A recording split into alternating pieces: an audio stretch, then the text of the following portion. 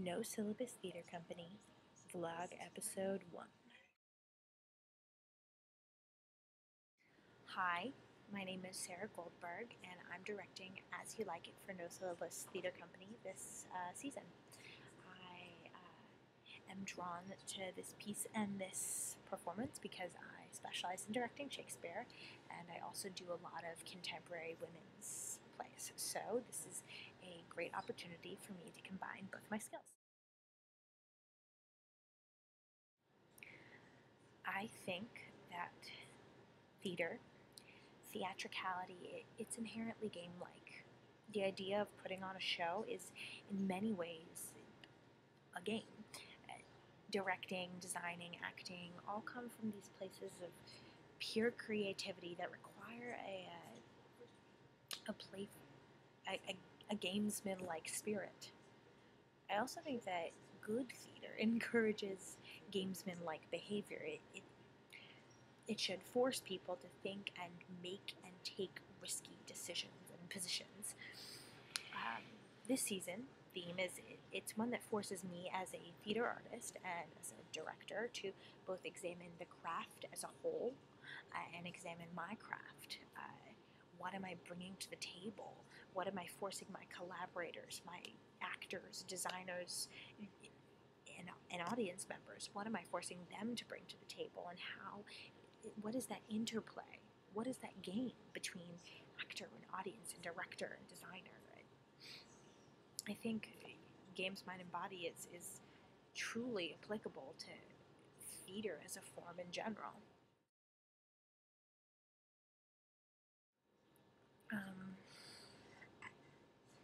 You can't have a season about games without a Shakespeare, and I think that As You Like It is truly the perfect show for us, a season about games, mind, and bodies.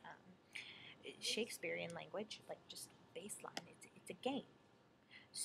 Just the words, the interplay, it's all a game. And so much of his body of work is completely dedicated to interpersonal, physical, and mental mind games. Whether it's the mind games of Iago and Othello, or the lovers' mix-ups in Midsummer's, games are just a given in Shakespeare. They're always there. There's something you can count on.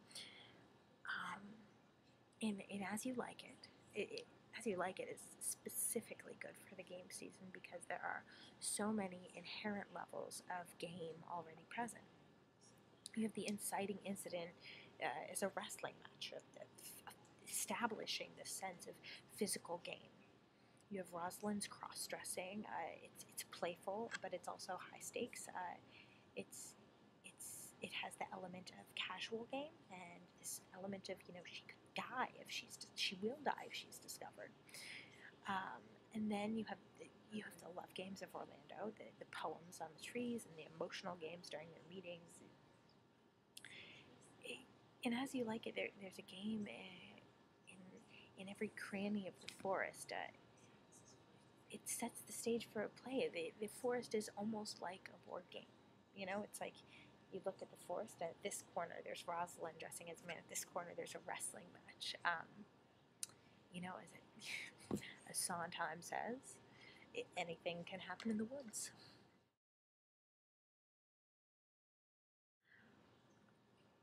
So I was really excited to do this piece all female, specifically for the season about games, mind, and body. So I've already mentioned the gender play as a game in this piece through Rosalind's cross-dressing. But by having the cast all female, we're adding another element of gender play, gender games, let's call them. How is Rosalind's performance as a man different than that of Orlando's? How do our own perceptions of gender influence our interpretation of the characters and their performances? In many ways, gender performance is a game. How we behave as women or as men influences our reception in society as a whole. For example, I'm a young female director, and that certainly has a stigma, and And so I play, when I'm interacting with authority figures or other male directors, I play my gender in order to incite particular responses for them, whether it's respect or if I want something from them. And many women, whether they are in positions of authority and power or not, enter a game of behavior in order to be treated a certain way by society. I hope our exploration of gender performance in As You Like It and the games that we reveal will encourage our audience to examine their own perceptions of gender roles. I'm very excited about this piece, and I hope you enjoyed this little sneak preview, and I look forward to seeing what happens with the production.